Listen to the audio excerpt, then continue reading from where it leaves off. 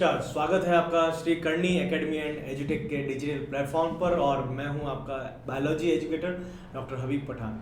हम यहां पर बात कर रहे हैं, हम यहां पर पढ़ रहे हैं आनुवंशिकता। और आनुवंशिकता में हम आज मेंडलीय विकार के बारे में बात करेंगे। मेंडल ने तो आनुवंशिकता के नियम दिए थे, लेकिन जो विकार हैं जिन्हें हम मेंडलीय विकार कह रहे हैं उनकी हम बात करेंगे इस लेक्चर के अंदर। तो यहाँ पर हमारा टॉपिक, हमारा चैप्टर मेंडल के आनुवंशिकता के नियम है। और आज का टॉपिक हमारे मेंडलीय विकार है। तो ऐसे विकार जो हमारे आनुवंशिकता से संबंधित है और उसमें वही सारे नियम फॉलो होते हैं जो मेंडल द्वारा बताए गए थे। यहाँ पर हम इनकी बात करेंगे। वे विकार जो किसी भी जीन के परिवर्तन या उत्परिवर्तन के कारण आते हैं, ये मेंडल ने नहीं बताए थे, लेकिन उनसे संबंधित है, उनके नियमों से या जो कुछ उन्होंने बताया था उनसे संबंधित है। किस प्रकार से हैं वो इस परिभाषा से आपको पता चलेगा। वे विकार जो किसी जीन के परिवर्तन या उत्परिवर्तन के कारण आते हैं उन्हें मेंडलीय विकार कहते हैं। तो हमारे शरीर में कई सारे ऐसे विकार हैं जो जीन के परिवर्तन के कारण। अब जीन क्या है? जीन और उत्परिवर्तन, ये दो नाम यहाँ पर नए हैं जो आपने शायद पहले सुने होंगे, परंतु आपको इनके बारे में बहुत अधिक ज्ञान नहीं होगा। तो यहाँ पर हम बात करेंगे आज वैसे तो मेंडलीय विकार की, लेकिन यहाँ पर पहले मैं आपको बताऊंगा जीन क्या है और उत्परिवर्तन क्या है। क्योंकि सरल सा एक ये है कि ये दोनों ही टॉपिक अलग पढ़ते हैं हम, इसमें हम ये दोनों ही टॉपिक नहीं पढ़ते। उत्परिवर्तन आएगा हमारे किसी और लेक्चर के अंदर, लेकिन जीन हमारे मेंडल के साथ में हम नहीं पढ़ते, हम आनुवंशिकता के साथ में जीन को नहीं पढ़ते। इसको हम हमारे मॉलिक्यूलर बायोलॉजी जो आणविक जैव विज्ञान है उसके अंदर पढ़ा जाता है उसको। इसलिए मैं थोड़ा सा आपको यहाँ पर बिल्कुल संक्षिप्त में इसके बारे में बता दूंगा, जिससे आपको ये पता रहेगा ये है क्या, ये कहाँ पर होते हैं, जीन कहाँ पर होता है हमारे शरीर में। अब आप कहें कि आपके शरीर में मस्तिष्क कहाँ पर है, आप बता देंगे यहाँ मस्तिष्क है, फेफड़े फुफ्फुस कहाँ पर है, यहाँ पर है, हृदय कहाँ पर है, यहाँ पर है। तो आप अपने शरीर के अंगों के बारे में बता सकते हैं, परंतु आपसे अगर कोई पूछे जीन कहाँ पर है हमारे शरीर में, तो जीन हमारे शरीर में प्रत्येक कोशिका के अंदर है। हमारे शरीर की सभी कोशिकाओं के अंदर जीन उपस्थित। अब कोशिका भी बहुत बड़ी है और फिर हम तो यूकैरियोट है, प्रोकैरियोट तो कोई परेशानी नहीं होती क्योंकि इसमें कोई भी झिल्ली युक्त कोशिकांग नहीं है, परंतु हम तो यूकैरियोट है। हमारे शरीर में हमारी कोशिका के अंदर जीन कहाँ पर होता है? हमारी कोशिका में जीन होता है केंद्रक के अंदर। अब केंद्रक में भी बहुत सारी चीजें हैं, तो हमारे गुणसूत्रों के ऊपर हमारे जीन उपस्थित होते हैं और ये नाइट्रोजन क्षार की श्रृंखला होती है, एक चेन होती है, लंबी चेन होती है जिसको जीन कहते हैं। और प्रत्येक जीन किसी लक्षण के निर्धारण के लिए उत्तरदायी है। तो यहाँ पर जब हम बात कर रहे हैं मेंडलीय विकार की, तो परिभाषा मैंने आपको बताई है। वे विकार जो किसी विकार मतलब कोई भी गड़बड़ या बीमारी या उसको कह सकते हैं जो किसी जीन के परिवर्तन या उत्परिवर्तन कारण आते हैं, मेंडलीय विकार कहे जाते हैं। जीन क्या है? जीन हमारे आनुवंशिक इकाई है जो हमारे लक्षणों को एक पीढ़ी से दूसरी पीढ़ी में लेकर जाती है, हमारे लक्षणों के निर्धारण के लिए उत्तरदायी है, गुणसूत्रों पर उपस्थित होती है, इसे जीन कहा जाता है। ठीक है, अब बात आती है उत्परिवर्तन की। उत्परिवर्तन क्या है?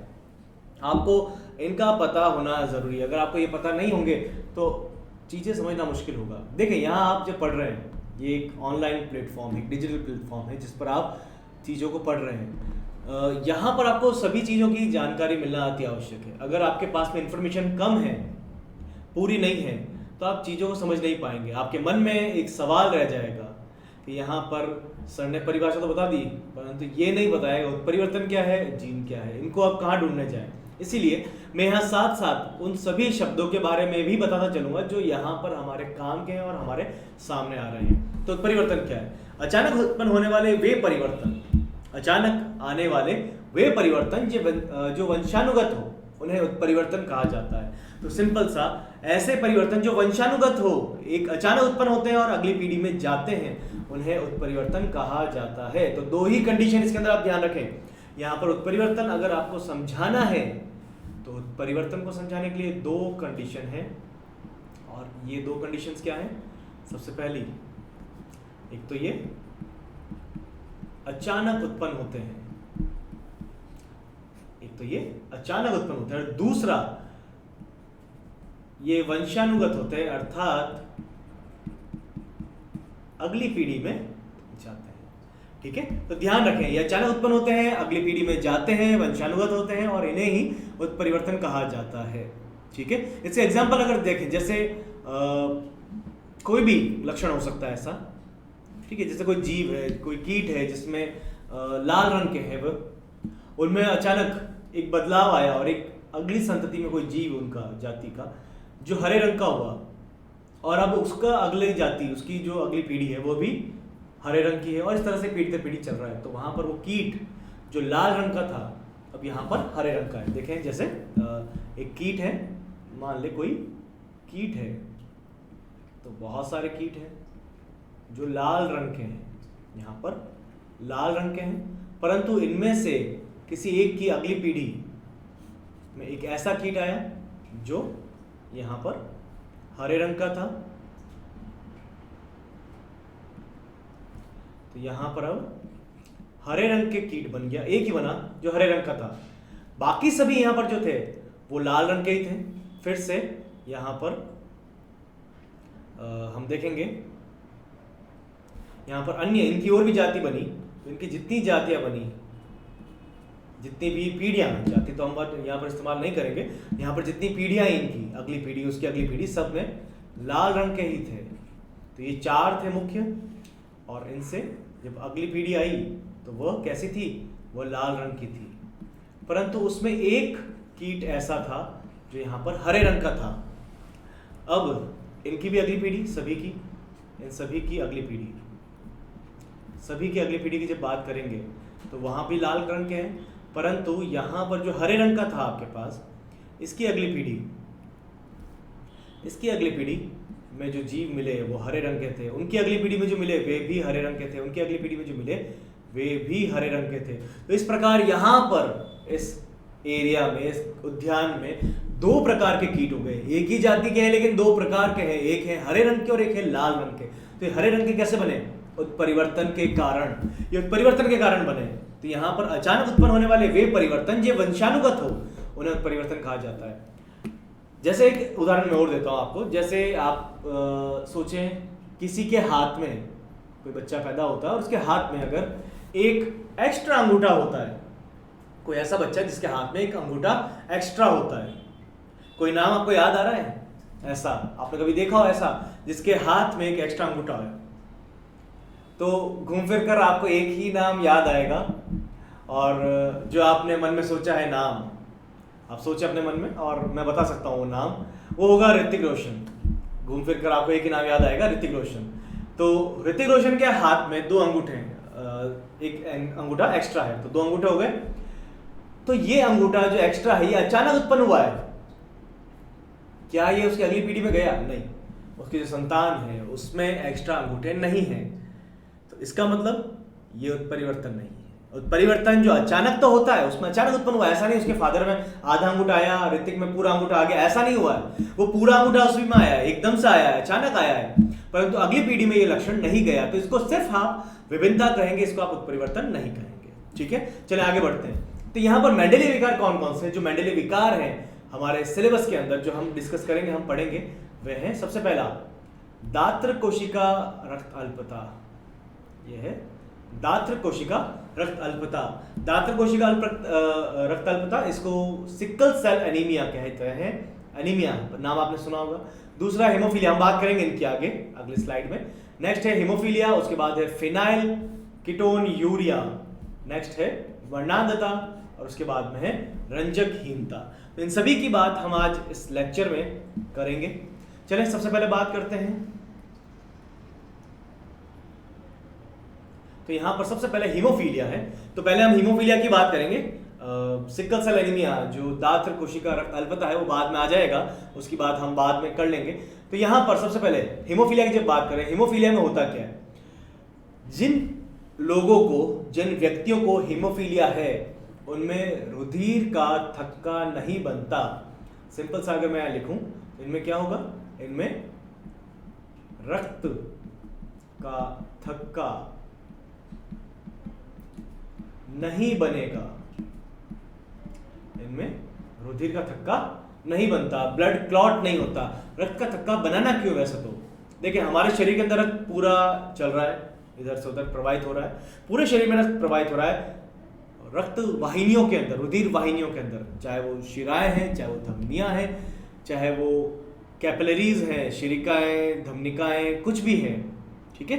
तो उन सभी के अंदर हमारा रक्त चल रहा है और यहाँ पर कभी भी रक्त का थक्का नहीं बनता। अगर रक्त का थक्का बन गया शरीर के अंदर तो मृत्यु हो जाएगी, ठीक है। तो रक्त का थक्का शरीर के अंदर नहीं बन रहा, परंतु जब हमारे चोट लगती है और चोट लगने के बाद में जब रुधिर हमारा बाहर निकलता है, जब हमारी चोट लग रही है और चोट लगने पर रुधिर बाहर आ रहा है, शरीर के बाहर निकल रहा है, तो उस स्थिति में उसको रोकना आवश्यक है और उस समय हमारे रुधिर का थक्का बन जाता है। जब हमारे रुधिर का थक्का बनेगा तो बाहर आना बंद हो जाएगा, रुधिर बाहर निकलना बंद हो जाएगा और वहीं रुक जाएगा। तो हमारे शरीर से रुधिर की हानि नहीं होगी, ठीक है। तो यहाँ पर हीमोफीलिया रोग में जिन व्यक्तियों की हीमोफीलिया है उनमें रुधिर का थक्का नहीं बनता, चोट लगने पर रुधिर बाहर निकलता है और बाहर निकलने के पश्चात अब रुधिर का थक्का नहीं बनेगा और उनकी मृत्यु होने की संभावना होती है, ठीक है। तो यहाँ पर हीमोफीलिया में हो क्या रहा है ये मैंने आपको बताया, सिंपल सा, ठीक है। तो बहुत ज्यादा टफ नहीं है कि इसके लक्षण क्या होंगे, आप कैसे पता करेंगे, कैसे पहचानेंगे। तो यहाँ पर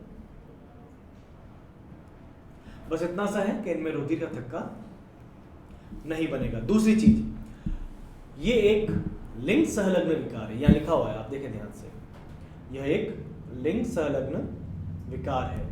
लिंग संलग्न विकार का मतलब क्या है? ऐसा विकार जिसका जीन आपके X गुणसूत्र या Y गुणसूत्र के साथ में है, ठीक है। ऐसा जीन, ऐसा विकार जिसका जीन आपके X गुणसूत्र या Y गुणसूत्र के साथ में हो, ठीक है। देखो, हमारे शरीर में, आपको कल भी बताया था मैंने, जब हमने पहले लेक्चर पढ़े थे तो पिछले लेक्चर में आपने देखा होगा 44 प्लस XX या फिर 44 प्लस XY, ये गुणसूत्र होते हैं हमारे, ठीक है। नर में 44 प्लस XY, मादा में 44 प्लस XX।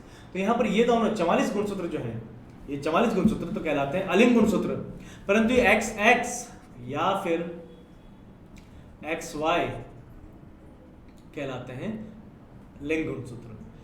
तो यहाँ पर लिंग गुणसूत्र भी है, अलिंग गुणसूत्र भी है। इसका जीन, हीमोफीलिया का जीन X के ऊपर है, ये X, इस X के साथ में जीन उपस्थित है। इसका मतलब क्या है? ये एक लिंग संलग्न विकार है, ये एक लिंग संलग्न विकार है, अर्थात हमारा लिंग गुणसूत्र के साथ में इसका जीन उपस्थित है, ठीक है। तो यहाँ पर ये विकार नर में होता है, मादा में ये नहीं मिलेगा, यहाँ लिखा हुआ है, आप देखें ध्यान से, ये मात्र नर में होता है। जीन तो दोनों में होता है, लेकिन ये विकार नर में होता है, मादा में नहीं पाया जाता। अब कारण क्या है इसका? X तो मादा में भी है, X तो मादा में भी है, परंतु फिर भी मादा में यह आपको नहीं मिल रहा, ये सिर्फ नर में मिल रहा है। उसका कारण क्या है? उसका कारण है इसका अप्रभावी होना, उसका कारण है इसका अप्रभावी होना। यदि यह प्रभावी होता तो आपको मादा में भी मिलता, लेकिन ये अप्रभावी है, इसी कारण मादा इसकी वाहक है, नर में ये पाया जाता है। अब इसमें होता क्या है? रक्त का थक्का नहीं बन रहा। रक्त का थक्का क्यों नहीं बन रहा इसकी बात, वैसे ये होता कैसे है, XX वगैरह हम अभी देखेंगे नेक्स्ट स्लाइड के अंदर। उससे पहले जो इन्फॉर्मेशन सामान्य इसकी जो जानकारी है वो मैं आपको बता रहा हूँ बस, ठीक है। और नर में क्यों हो रहा है और मादा में क्यों नहीं हो रहा, इसकी बात हम अगली स्लाइड में करेंगे। तो यहाँ मैं बस आपको इतना ही बता रहा हूँ इस स्लाइड में, इस स्क्रीन पर, कि इसमें होता क्या है। तो पहली चीज मैंने आपको बताई, यहाँ पर रक्त का थक्का नहीं बनता, ब्लड क्लॉट नहीं होगा। रक्त जब शरीर के बाहर निकल रहा है चोट लगने पर तो वो जमेगा नहीं, वो बहता रहेगा और उससे उस व्यक्ति की मृत्यु होने की संभावना होती है। दूसरी चीज मैंने आपको बताई, ये नर में होता है, मादा में ये नहीं होगा, ठीक है। तीसरी चीज, रक्त का थक्का क्यों नहीं बन रहा, क्योंकि जब आप रुधिर के बारे में पढ़ेंगे, हमारा परिसंचरण तंत्र, हमारा सर्कुलेटरी सिस्टम, तो जब आप परिसंचरण तंत्र के, रुधिर परिसंचरण तंत्र की बात करेंगे तो हमारे शरीर में कुल 12 कारक हैं। अब ये कारक का मतलब वो जीन वाले कारक नहीं, कारक मतलब फैक्टर, ठीक है। कोई पदार्थ हैं, कुछ कारक हैं जो रुधिर का थक्का बनाते हैं, ठीक है। तो ये कारक मेंडल वाले कारक नहीं, ध्यान रखना आप, ठीक है। तो कुल 12 कारक हैं, 12 फैक्टर हैं, फैक्टर 1, 2, 3, 4, 5, इस तरह से कुल 12 हैं। तो ये 12 कारक हैं जो हमारे रुधिर का थक्का बनाते हैं।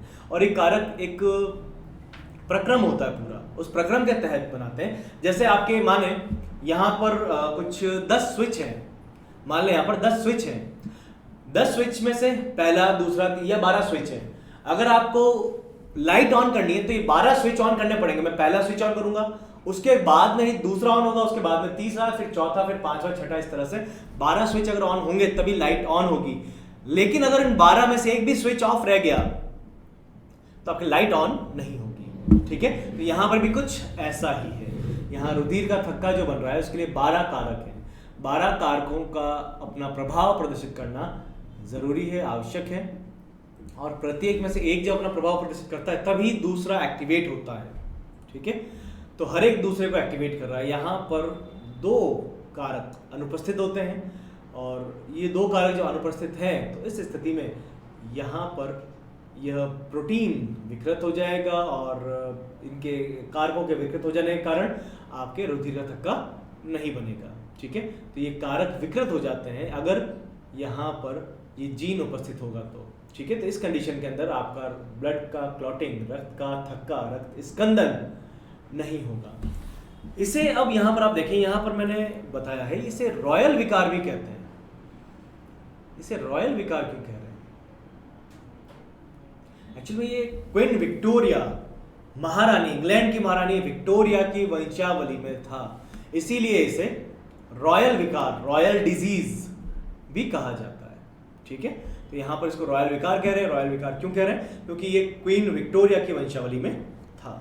ठीक है, चलिए आगे बात करते हैं। तो क्वीन विक्टोरिया की वंशावली में था। आप लोग ये याद नहीं रखें कि क्वीन विक्टोरिया को था, आप कभी भी ये याद नहीं रखें ना एग्जाम में लिखा। अगर आपने एग्जाम में लिख दिया है, किसी को कह दिया कि ये रॉयल विकार इसलिए कहलाता है क्योंकि क्वीन विक्टोरिया को था, तब आपका उत्तर गलत हो जाएगा।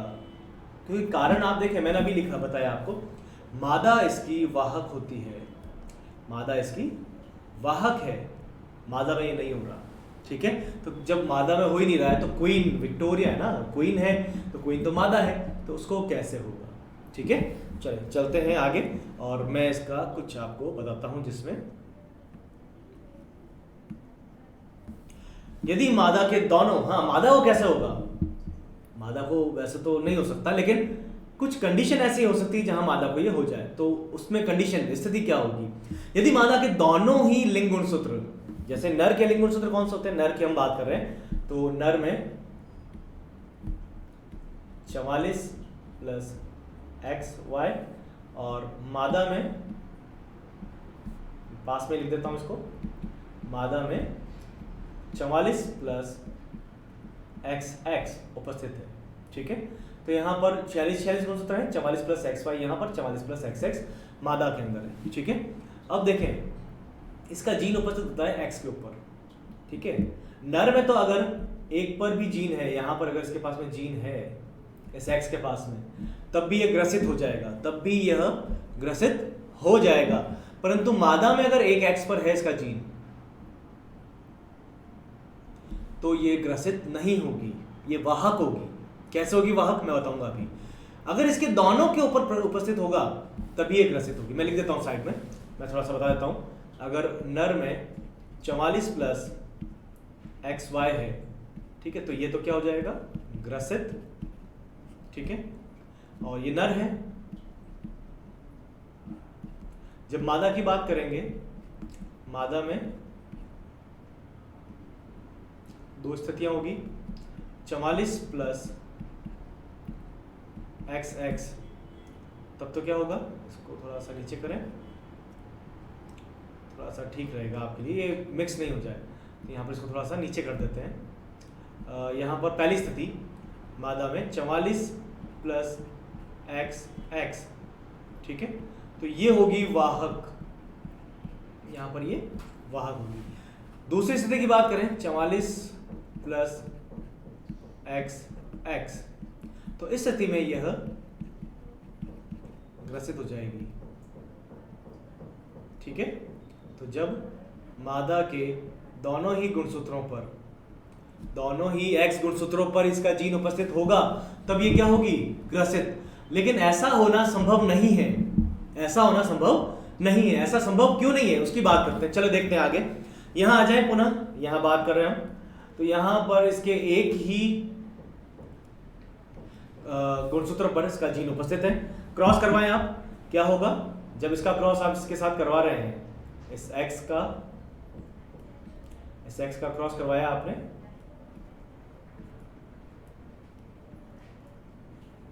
x और ये x, तो क्या बन गया यहां पर x इस x का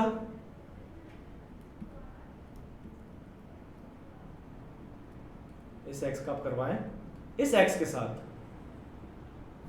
यहां क्या आएगा x और इसके ऊपर ये जीन उपस्थित होगा।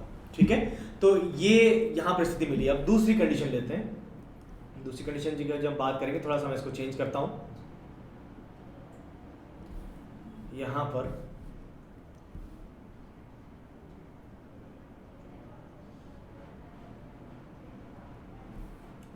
y का करवाते हैं। y का पहले इस x के साथ, तो y का पहले से x के साथ, तो यहां पर x y मिला है आपको, और दूसरा फिर इस y का इस x के साथ। तो यहां पर जब इस x के साथ y का क्रॉस आप करवाएंगे, युग्मन अगर होगा तो आपको मिलेगा x y, यहां पर आपको x y मिला है। लेकिन यहां पर एक छोटी सी कंडीशन क्या है? छोटी सी कंडीशन है कि यहां पर जीन उपस्थित होगा जो x पर था। देखें ध्यान से, ठीक है, यहां पर ये x दोनों बिल्कुल सामान्य, तो ये है आपके सामान्य मादा। यहां पर इसमें एक ही x पर है, तो ये ग्रसित नहीं होगी। लेकिन देखें, जैसे ये है, इसके पास एक ही x पर है, इससे आगे गया या नहीं गया? गया है ना ये जीन, तो इसने आगे पहुंचा दिया। तो आगे पहुंचाने वाला कौन है? वाहक है। तो इस प्रकार ये भी कौन होगी? ये होगी वाहक मादा। ये यहां पर मिल जाएगी आपको वाहक मादा। क्यों है वाहक मादा? समझे इसको ध्यान से। यहां पर ये मादा जो आपने पेरेंट जो लिया है, जो माता है यहां पर मादा 44 प्लस XX, ये दिख रही है आपको यहां पर। तो इस कंडीशन के अंदर इसके एक ही x के ऊपर इसका जीन उपस्थित है। जब इसके एक ही x पर जीन उपस्थित होगा तो इसने क्या किया? इसको आगे पहुंचा दिया। देखें, 50% संतति के अंदर आगे पहुंचाया इसने, तो इसका मतलब ये क्या है? वाहक मादा। तो ये इसी के समान है बिल्कुल। तो बिल्कुल इसी की जैसी जो होगी वो क्या होगी? वो भी उसी के समान वाहक मादा होगी। ये क्या है? ये सामान्य नर है, ठीक है, क्योंकि XY है तो नर होगा, और इसके ऊपर ये जीन नहीं है तो ये एक सामान्य नर है। और ये क्या है? अब नर है लेकिन इसके ऊपर जीन उपस्थित है। और मैंने कहा अगर एक भी x, देखें एक इतना सा, बिल्कुल आप सरल समझ लें, मैं सरल भाषा में आपको बता देता हूं, याद रखने के लिए आपके आसान रहेगा। जितने भी x है उन सभी के ऊपर इसका जीन होना आवश्यक है, ठीक है, चाहे वो एक x है चाहे 2x है। अगर एक ही x है किसी के पास में और उसके ऊपर इसका जीन है तो वो ग्रसित हो जाएगा। किसी बार 2x है और एक ही x के ऊपर, जैसे देखें यहाँ पर ये नर है, नर में मैंने कहा एक x है और उसके ऊपर जीन है तो ये ग्रसित हो जाएगा। मैंने कहा मादा के पास 2x है और दोनों के ऊपर इसका जीन होना आवश्यक है, एक के ऊपर होगा तो ये ग्रसित नहीं होगा, ये ग्रसित नहीं होगी मादा, ये मादा वाहक होगी। तो यहाँ पर ये जो नर है ये सामान्य नहीं है, ये अब यहाँ पर ग्रसित नर है। तो यहाँ पर आपको एक ग्रसित नर प्राप्त हुआ है, ठीक है। देखें, अब एग्जाम में जब क्वेश्चन आता है, एग्जाम में सवाल जब आता है, तो एग्जाम में परीक्षा में कई बार आपसे इस तरह से पूछा जाता है, यदि एक कपल है, एक दंपत्ति है जिनमें से मादा वाहक है हीमोफीलिया की तथा नर सामान्य है, तो उनमें संतान में क्या संभावना होती है, ठीक है, संतान में क्या संभावना होगी ग्रसित की, वाहक की, सामान्य की। तो इसके अंदर आप बताएंगे सामान्य मादा की संभावना है 25%, सामान्य नर की संभावना भी 25%, वाहक मादा की संभावना 25% और ग्रसित नर की संभावना भी 25% है। इसका मतलब ये नहीं है कि 4 बच्चे हैं तो उनमें से एक वाहक मादा होगी, एक सामान्य मादा होगी, एक सामान्य नर होगा और एक ग्रसित नर होगा। ऐसा नहीं है, बिल्कुल भी ऐसा बिल्कुल भी नहीं होगा, ठीक है। ये तो संभावना है, कुछ भी हो सकता है, ठीक है, चारों में से कुछ भी स्थिति हो सकती है उसके अंदर, लेकिन ग्रसित नर होने की संभावना मात्र 25% है। हाँ, लेकिन सामान्य बच्चे होने की संभावना 50% है। आप ये देखें ना, सामान्य बच्चे होने की संभावना कितनी है? 50%। यहाँ पर ये भी सामान्य है और ये भी सामान्य है, और वो चाहे नर हो चाहे मादा, मैंने बताया था पिछले लेक्चर में, ठीक है। तो चाहे नर हो चाहे मादा हो, है ना, उससे कोई फर्क नहीं पड़ता है, ठीक है। तो यहाँ पर चाहे नर हो चाहे मादा हो, संभावना उसकी 50% होगी, ठीक है। तो ग्रसित से ज़्यादा संभावना सामान्य बच्चों की है, ठीक है। तो ये था हमारा हीमोफीलिया। हीमोफीलिया के बारे में सिंपल सी जो इन्फॉर्मेशन थी वो मैंने आपको बताई है। अब यहाँ पर ये मादा में क्यों नहीं हो रहा है और किस स्थिति में? आप देखें मादा में कैसे होगा, यहाँ पर तो संभावना है नहीं मादा में होने की, लेकिन किस स्थिति में मादा में हो सकता है उसकी बात करते हैं, उस स्थिति की बात करते हैं। ऐसा तब होगा जब जो नर है, आपके पास में नर है और मादा है, ठीक है। जो नर है वो ग्रसित है। नर कैसा है? ग्रसित। ये है 44 + XY और इसके X के ऊपर इसका जीन उपस्थित है, तो ये नर जो है वो ग्रसित होगा। यदि ग्रसित नर की शादी होती है, ग्रसित नर का विवाह होता है एक वाहक मादा से, मादा कैसी है? 44 + XX, तो जो मादा है वो यहाँ पर वाहक होगी। तो एक ऐसी मादा जो वाहक है उसका विवाह हो रहा है ऐसे नर से जो ग्रसित है, तो उस स्थिति में क्या होगा? तो उस बनाते हैं। ऐसे तो कैसे पता चलेगा? बनाना ही पड़ेगा, इसको बनाएं। बनाने के बाद आपको पता चलेगा। यहाँ पर देखते हैं, सबसे पहले कलर चेंज करते हैं थोड़ा इसका।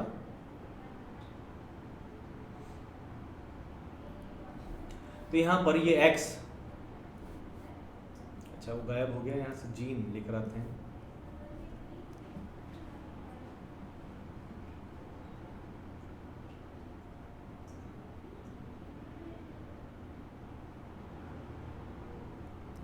इसके ऊपर जीन उपस्थित था यहाँ पर, तो ये जीन आपका यहीं पर रहेगा। इसको हम क्रॉस करवाते हैं। जब इनमें क्रॉस करवाएंगे, जब इनमें आप संकरण या जनन करवाएंगे, संकरण तो नहीं कहेंगे इसको, जनन कहेंगे हम, तो जनन करवाएंगे तो देखें ध्यान से क्या हो रहा है। ये X इस X के साथ, ठीक है। तो यहाँ पर ये X इस X के साथ क्या बना? X, ठीक है। और इसके ऊपर यहाँ पर ये जीन उपस्थित होगा, ठीक है। तो ये X और इस X के साथ में ये जीन उपस्थित है। अब इस X को ले आप पुनः इस X के साथ, तो यहां पर स्थिति क्या है? ये 2 X हैं और दोनों के ही ऊपर ये जीन उपस्थित है। इससे क्या पता चल रहा है? मैंने ये देखे ऊपर, ये मैंने क्या करा, अगर दोनों ही X के ऊपर जीन उपस्थित होगा तभी वो मादा ग्रसित होगी, नहीं तो नहीं होगी, ठीक है। तो यहाँ हो गई मादा ग्रसित। तो मादा ग्रसित, अब मैंने ये क्यों कहा मादा ग्रसित नहीं होती है? ठीक है, मैंने ये भी तो कहा है कि मादा ग्रसित नहीं होती है, लेकिन संभावना तो है, ठीक है। आगे बात करते हैं, आगे देखते हैं इसको। यहाँ पर फिर से हम अब Y का करवाते हैं, तो Y का क्रॉस करवाए एक X के साथ में, तो ये Y और ये इस X के साथ करवाते हैं। तो यहाँ पर पहले X लिखेंगे और फिर Y। ओहो, ये तो बिल्कुल सामान्य है, कोई परेशानी नहीं इसमें तो, ठीक है, ये तो सामान्य हो गए। आगे देखते हैं इस Y का इस X के साथ, ये दूसरा X है, इस X के साथ हम क्रॉस करवाते हैं। तो यहाँ पर X और X के साथ में Y, इसके ऊपर भी ये जीन उपस्थित है। अब यहाँ पर जब हम बात करेंगे ये कैसे हैं, इसको चेंज करते हैं हम। देखें, तो यहाँ पर जीन उपस्थित है, उसके अलावा इसमें दोनों के पास में जीन उपस्थित है और यहाँ पर इसके पास में जीन उपस्थित है, ठीक है। तो ये क्या होगी? ये है यहाँ पर वाहक मादा, ये है वाहक मादा, ठीक है। ये यहाँ पर ग्रसित मादा, यहाँ पर आपको प्राप्त हुए हैं ग्रसित मादा, यहाँ पर आपको प्राप्त हुए हैं सामान्य नर, यहाँ आपको सामान्य नर प्राप्त हुए हैं और यहाँ पर आपको प्राप्त हुए हैं ग्रसित नर, ठीक है। तो अब मुझे आप ये बताएं, आप लोग ये देखें इसके अंदर कि यहाँ पर ग्रसित मादा के होने की संभावना कितनी है। ये देखें, ग्रसित मादा के होने की संभावना मात्र 25% है, सिर्फ 25%, 25% चांस है इसके सिर्फ, ठीक है। तो इसकी संभावना कितनी है? 25%, ठीक है, तो 25% संभावना बहुत कम। और उससे भी पहले, ये तो बाद की बात है, पहली बात तो ये है कि इन दोनों का विवाह भी तो होना चाहिए। ऐसा नर जो ग्रसित है, इसका विवाह ऐसी मादा से हो जो वाहक है ना। ये बड़ा ही रेयर केस है, क्योंकि देखें शादी से पहले वैसे तो कुंडलियां मिलाते हैं, तो कुंडली में ये तो लिखा हुआ होता नहीं कि ये वाहक मादा है या ग्रसित मादा है या ग्रसित नर है ना। वो तो उसके लिए आपको उसकी डीएनए प्रोफाइल चेक करनी पड़ेगी। जब आप उसका डीएनए प्रोफाइल चेक करेंगे तब उसमें आपको पता चल सकता है कि उसको कौन सा आनुवंशिक विकार है या किसी का वो वाहक है। ठीक है, तो अभी तक ऐसा कुछ शुरू हुआ नहीं है प्रोग्राम यहाँ इंडिया में जहाँ आप और हम रहते हैं। तो यहाँ पर ये नर है ग्रसित, लेकिन ये पता नहीं है किसी को भी ये नर ग्रसित है। तो कई बार क्या होता है, ऐसे व्यक्तियों की मृत्यु हो जाती है। ये लोग इतने बड़े होते ही नहीं, क्योंकि शादी की उम्र वैसे भी भारत में तो 21 वर्ष है। तो ये लोग लड़कों की, तो वो लड़का इतना बड़ा होगा भी या नहीं होगा 21 साल का, उसकी शादी हो उससे पहले उसकी मृत्यु हो गई, तो पहली संभावना कम है कि ऐसे नर का विवाह वाहक मादा से हो। ठीक है, और उससे हो भी जाता है तब भी उनके संतान में संभावना तो सिर्फ 25% ही है। ठीक है, तो आजकल फिर कंडीशंस होती है, आजकल पता चल जाता है पहले से कि जो होने वाली संतान है उसमें कोई आनुवंशिक विकार है या नहीं है, तो पता कर सकते हैं। ठीक है, तो ये भी कंडीशन है। और अगर मादा कोई ऐसी प्रभावित होती है, ग्रसित होती है, तो फिर उसका जीवन काल ज़्यादा लंबा नहीं होता, उसकी मृत्यु निश्चित है, उसकी मृत्यु हो ही जाती है। ठीक है, तो नेचर ने भी जब कोई रोग कोई विकार दिया है तो उसको भी कंट्रोल कंडीशन में दिया है। अगर सोचे आप, अगर ये विकार प्रभावी होता तो मादा को भी होता और उसकी मृत्यु की संभावना ज़्यादा होती। ठीक है, तो जैसे आर्तव चक्र होता तो उसमें रक्त का थक्का नहीं बनता और मृत्यु होने की संभावना ज़्यादा होती। इसी कारण से ये नर में पाया जाता और मादा में नहीं है। चलें आगे बढ़ते हैं हम अपने अगले विकार की ओर। तो उम्मीद करता हूँ आपको हीमोफीलिया समझ में आया होगा। नेक्स्ट चलेंगे हम फिनाइल कीटोन यूरिया की तरफ। अब ये फिनाइल कीटोन यूरिया क्या है? फिनाइल कीटोन यूरिया एक विकार है जो इसको हम बाद में डिस्कस करेंगे। तो फिनाइल कीटोन यूरिया की बात कर रहे हैं। फिनाइल कीटोन यूरिया में क्या है? सिंपल सी चीज है, सिंपल सी कंडीशन है। फिनाइल एलेनिन एक अमीनो अम्ल है जो हम हमारे भोजन से ग्रहण करते हैं। ठीक है, ध्यान से सुने, एक अमीनो अम्ल है, उस अमीनो अम्ल का नाम है, देखिए हमारे शरीर में 20 प्रकार के अमीनो अम्ल, 20 तरह के अमीनो अम्ल जो हम पढ़ेंगे आगे। हमारे एक टॉपिक है जिसमें कोडोन और ये पढ़ेंगे हम। तो हमारे शरीर में 20 प्रकार के अमीनो अम्ल जो प्रोटीन के निर्माण में भाग लेते हैं। तो ये जो 20 प्रकार के अमीनो अम्ल है, इनमें से हमें प्राप्त तो करने ही होंगे कहीं ना कहीं से, तो भोजन से ही लेंगे हम। तो भोजन से जब हम अमीनो अम्लों को ले रहे हैं, इन्हीं में से एक है फिनाइल एलेनिन। नाम याद रखना आपको, यहीं कहीं लिखा होगा, ये लिखा आपके सामने, फिनाइल एलेनिन अमीनो अम्ल। ये देखें, तो फिनाइल एलेनिन एक अमीनो अम्ल है जो हमें भोजन द्वारा प्राप्त हो रहा है। इसका डायरेक्ट यूज नहीं है, इसी से हम कुछ सीधा उपयोग नहीं कर रहे, इससे हम सीधा कुछ नहीं बना रहे। हाँ, लेकिन इसको रूपांतरित कर रहे हैं हम दूसरे अमीनो अम्लों में, दूसरे अमीनो अम्ल बना रहे हैं और उनसे हम हमारा जो भी काम है वो लेंगे। वो क्या काम है वो हम बात करेंगे इसी लेक्चर में, इसी स्लाइड के अंदर। देखें, जैसे फिनाइल एलेनिन है, तो फिनाइल एलेनिन जो हमारे शरीर में हम ले रहे हैं भोजन से, उस फिनाइल एलेनिन को चेंज किया जाता है, उसको कन्वर्ट किया जाता है, उसको बदला जाता है टायरोसिन के अंदर। और टायरोसिन में बदलने का काम उसको कर रहा है फिनाइल एलेनिन हाइड्रोक्सिलेज एंजाइम। एक एंजाइम है जिसका नाम है फिनाइल एलेनिन हाइड्रोक्सिलेज। फिर से सुने ध्यान से। हम लोग भोजन से एक अमीनो अम्ल प्राप्त कर रहे हैं जिसका नाम है फिनाइल एलेनिन। उसका नाम है फिनाइल एलेनिन। तो फिनाइल एलेनिन जो हमें भोजन से प्राप्त हो रहा है, इसको हम परिवर्तित करते हैं टायरोसिन के अंदर और इसको बदलने का कार्य कर रहा है एक एंजाइम जिसका नाम है फिनाइल एलेनिन हाइड्रोक्सिलेज। देखो, जिसके नाम के पीछे भी एज आता है, मान ले वो एंजाइम का नाम होगा। ठीक है, लेकिन सभी एंजाइम के नाम के पीछे एज नहीं आता। जैसे लाइसोजाइम के पीछे एज नहीं आता, लेकिन है तो एंजाइम ही। तो ये बात आप माने कि जितने भी एंजाइम हैं उनके सबके नाम के पीछे एज है, नहीं आ रहा, लेकिन जिसके नाम के पीछे एज है वो एंजाइम ही होगा। ठीक है, आपने कहीं पर भी कोई नाम ऐसा पढ़ा, जैसे लाइपेज, अमाइलेज, प्रोटीएज, ठीक है, तो कोई भी नाम, यूरिएज है ना, ऑक्सीडेज, ऑक्सीडोरिडक्टेज, लाइगेज, तो जितने भी नाम ऐसे जिनके पीछे एज आ रहा है तो वो होगा तो एंजाइम। लेकिन कई ऐसे भी एंजाइम हैं जिनके नाम के पीछे एज नहीं आते हैं। आपने अगर एंजाइम के बारे में पढ़ा है तो आपको याद होगा या आइडिया होगा इसका, जैसे लाइसोजाइम, टाइलिन, पेप्सिन। तो ये ऐसे एंजाइम हैं जिनके नाम के पीछे एज नहीं आते हैं। ठीक है, चले आगे बात करते हैं। हमारा टॉपिक एंजाइम नहीं है, हमारा टॉपिक फिनाइल कीटोन यूरिया जो एक मेंडेलियन विकार है उसकी हम बात कर रहे हैं। तो यहाँ पर फिनाइल कीटोन यूरिया में हो क्या रहा है, फिनाइल एलेनिन जो हम भोजन से प्राप्त कर रहे हैं उसको चेंज करना है टायरोसिन में, काम करेगा फिनाइल एलेनिन हाइड्रोक्सिलेज चेंज करने का।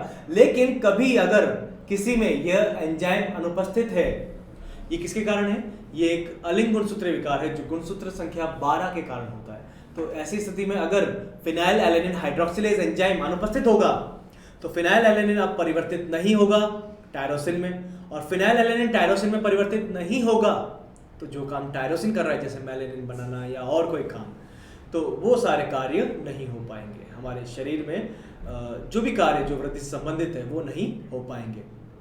लेकिन एक छोटी सी चीज इसके अंदर और होती है, यहाँ पर अगर फिनाइल एलेनिन टायरोसिन में नहीं बदलता है तो ये बदल जाता है फिनाइल पायरुवेट के अंदर, ये परिवर्तित हो जाता है फिनाइल पायरुवेट में। और जब ये फिनाइल पायरुवेट में परिवर्तित होता है तो ये हमारे मस्तिष्क में जाकर डिपॉजिट होना शुरू हो जाता है, वहां जमा होना शुरू हो जाता है, जिससे मानसिक विकार होने लगते हैं। शुरू में व्यक्ति को मानसिक विकार होते हैं, बच्चों में हो रहा है तो शुरू में तो मानसिक विकार होगा, मानसिक क्षमताएं रुक जाएगी, जो भी कार्य हमारे, वैसे अधिकांश सभी कार्य मस्तिष्क द्वारा ही हो रहे हैं हमारे, तो वही सारे कार्य नहीं हो पाएंगे। धीरे धीरे पागलपन जैसी स्थिति हो जाएगी और मृत्यु होने की भी संभावना है। ठीक है, तो यहाँ पर phenyl alanine phenyl ketone urea में, अब इसका नाम फिनाइल कीटोन यूरिया क्यों है, इसका नाम फिनाइल कीटोन यूरिया क्यों है, फिनाइल एलेनिन है, फिनाइल एलेनिन हाइड्रोक्सिलेज है, टायरोसिन है, मस्तिष्क है, लेकिन नाम इसका फिनाइल कीटोन यूरिया क्यों है। चले बताता हूं मैं आपको। फिनाइल कीटोन यूरिया नाम इसका इसलिए दिया गया है क्योंकि इसका पता किया जाता है मूत्र में उपस्थित कीटोन के द्वारा। यदि हमारे, वैसे तो हमारे मूत्र में कीटोन होते हैं, लेकिन कीटोन की उपस्थिति अगर ज्यादा है तो उस स्थिति के अंदर इसका ये इंडिकेट कर रहा है, ये सिंबल है, ये प्रदर्शित कर रहा है कि उस व्यक्ति को यह रोग है। क्योंकि देखो सिम्टम्स जब पता चल रहे हैं किसी व्यक्ति में ऐसे कुछ लक्षण पता चल रहे हैं तो लक्षणों के बाद में टेस्ट कराया जाता है, और इसका भी जो निदान है, निदान का अर्थ है पता लगाना, रोग का पता लगाना। ठीक है, निदान का मतलब उपचार नहीं होता, उपचार अलग है, निदान अलग है। निदान का अर्थ है रोग का पता लगाना। तो रोग का पता लगाने के लिए, इस रोग का पता लगाने के लिए यूरिन का टेस्ट किया जाता है, यूरिया का टेस्ट किया जाता है। तो यूरिन के अंदर, मूत्र के अंदर कीटोन की उपस्थिति मिलती है, और जो इस बात को प्रदर्शित कर रहा है कि उस व्यक्ति को फिनाइल कीटोन यूरिया नाम का विकार है। चले आगे मैं आपको कुछ अलग तरीके से समझाता हूं।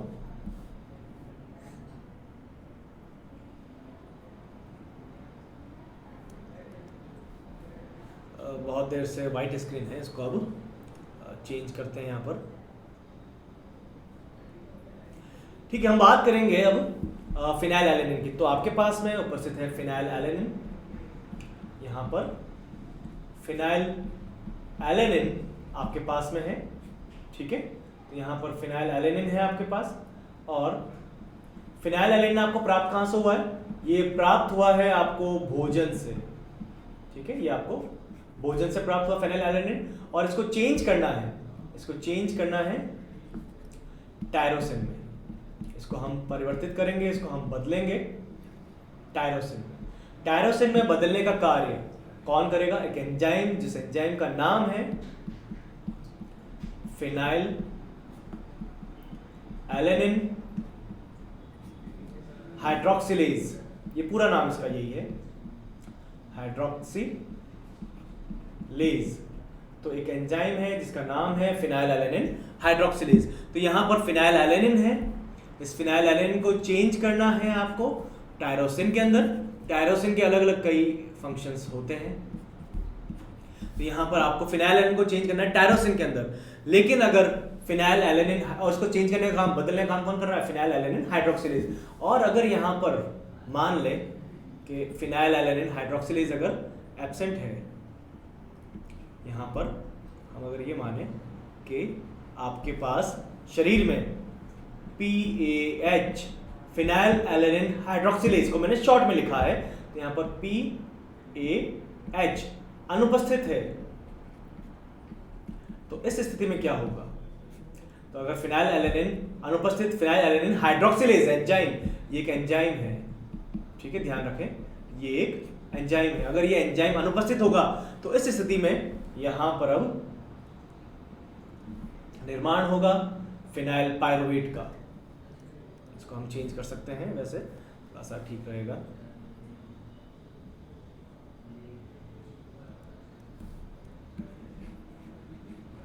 इसको हम अब थोड़ा ठीक है ये। तो यहां पर फिनाइल एलेनिन हाइड्रोक्सिलेज PAH अनुपस्थित है। तो पीएच जब अनुपस्थित होगा तो ये जाएगा आपके मस्तिष्क के अंदर, या आपके मस्तिष्क में जाकर इकट्ठा होना शुरू हो जाएगा। और किस रूप में होगा? Phenyl pyruvate. ये वहां पर फिनाइल पायरुवेट के रूप में, फिनाइल पायरुवेट के रूप में वहां पर ये इकट्ठा होना शुरू हो जाएगा, जमा होना शुरू हो जाएगा। और पायरुवेट हमारे शरीर के लिए बहुत ज़्यादा कुछ लाभदायक नहीं है। ये हमारे शरीर में हमारी कोशिका इसको रखती नहीं है। यदि आपने श्वसन पढ़ा है, कोशिकीय श्वसन, तो आपको जानकारी होगी ग्लाइकोलाइसिस जब होता है तो ग्लाइकोलाइसिस के अंदर पायरुवेट बनता है, और उसी समय हमारी कोशिका उस पायरुवेट को बदल देती है एसिटाइल कोएंजाइम A के अंदर। और जब श्वसन हो रहा है, अवायवीय श्वसन, अगर अवायवीय श्वसन की स्थिति है तो अवायवीय श्वसन की स्थिति के अंदर उसको अब बदला जाएगा किसी भी दूसरे प्रोडक्ट, जैसे वो अल्कोहल हो सकता है, वो कोई दूसरा एसिड, लैक्टिक एसिड वगैरह हो सकते हैं, लेकिन पायरुवेट को हम नहीं रखते। तो यहाँ पर ये फिनाइल पायरुवेट के रूप में हमारे मस्तिष्क में इकट्ठा हो रहा है, जमा हो रहा है। और किसकी अनुपस्थिति में? इस एंजाइम फिनाइल एलेनिन हाइड्रोक्सिलेज की अनुपस्थिति में, ठीक है। तो यहाँ पर फिनाइल पायरुवेट जमा हो रहा है, और ये फिनाइल पायरुवेट आगे कन्वर्ट हो जाता है, टूट जाता है, दो उत्पाद बनते हैं, फिनाइल लैक्टेट तथा फिनाइल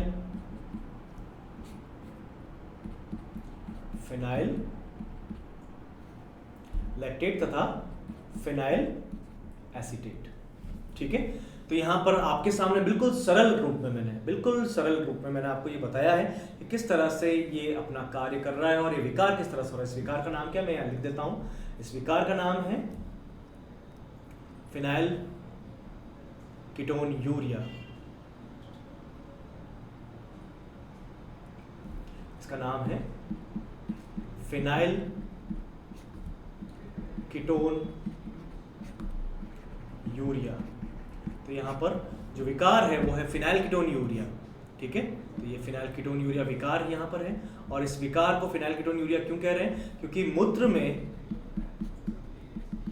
कीटोन की उपस्थिति से ही इसका निदान होगा, ठीक है। इसका निदान जो है, निदान क्या है? निदान का अर्थ है किसी भी रोग का पता लगाना। निदान का अर्थ क्या है? निदान का अर्थ है किसी भी रोग का पता लगाना।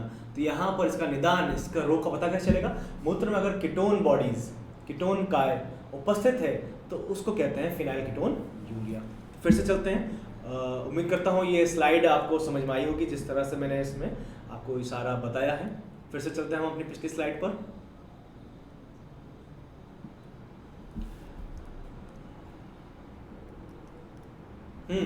तो यहाँ पर फिनाइल कीटोन यूरिया वही सब लिखा हुआ है जो मैंने अभी बताया आपको। प्रभावी या अप्रभावी लिंग गुणसूत्र जो नंबर 12 का गुणसूत्र है उसके कारण हो रहा है। भोजन के साथ सामान्यतः हम फिनाइल एलेनिन अमीनो अम्ल को ग्रहण करते हैं और उसे लगातार एक एंजाइम जिसका नाम है फिनाइल एलेनिन हाइड्रोक्सिलेज, इस एंजाइम द्वारा टायरोसिन के अंदर बदला जाता है। इस एंजाइम की अनुपस्थिति होने पर फिनाइल एलेनिन अब टायरोसिन में नहीं बदल पाता। फिनाइल एलेनिन अब टायरोसिन में नहीं बदल पाता और फिनाइल एलेनिन अब पायरुवेट के रूप में, ठीक है। ये बदलना किसमें था? ये बदलना था आपको टायरोसिन के अंदर। यहां पर आपको इसको टायरोसिन में बदलना होगा। यहां पर आपको इसको टायरोसिन में बदलना होगा। परंतु ये बदल किस में रहा है, पायरुवेट के रूप में। और कहाँ जा रहा है, आपके मस्तिष्क में, आपके मस्तिष्क में जाकर ये जमा हो जाता है। ठीक है, इसके कारण मस्तिष्क का विकास, जो शिशु है उसके मस्तिष्क का विकास अवरुद्ध हो जाता है, रुक जाता है, मानसिक विकार होने की पूरी संभावना होती है और इसमें मृत्यु होने की भी संभावना होती है। ठीक है, तो यहाँ पर अब इसमें इसका परीक्षण, जैसे मैंने बताया था, ये लिखा, निदान मूत्र के परीक्षण द्वारा किया जाता है। इस परीक्षण में यूरिया के साथ कीटोन की प्राप्ति होती है। तो यूरिया तो है ही हमारे शरीर के अंदर, यूरिया को तो हम निष्कासित कर ही रहे हैं ना। मूत्र का काम क्या है, मूत्र के साथ हम यूरिया को निष्कासित कर रहे हैं, लेकिन इसके साथ में कीटोन भी शरीर से बाहर निष्कासित होना शुरू हो जाते हैं। ठीक है, और इस स्थिति को कहते हैं फिनाइल कीटोन यूरिया। तो इस लेक्चर में हमने आज बात की है हीमोफीलिया की तथा फिनाइल कीटोन यूरिया की। नेक्स्ट लेक्चर में हम बात करेंगे अन्य मेंडेलिय विकार, जो मेंडेलिय विकार हमने देखे थे यहाँ पर, जैसे यहाँ आपके सामने नाम लिखे हुए हैं, जैसे सिकल सेल एनीमिया, जैसे वर्णांधता, रंजकहीनता, दात्र कोशिका रक्त अल्पता, इन सभी की बात हम अगले लेक्चर में करेंगे। Thank you.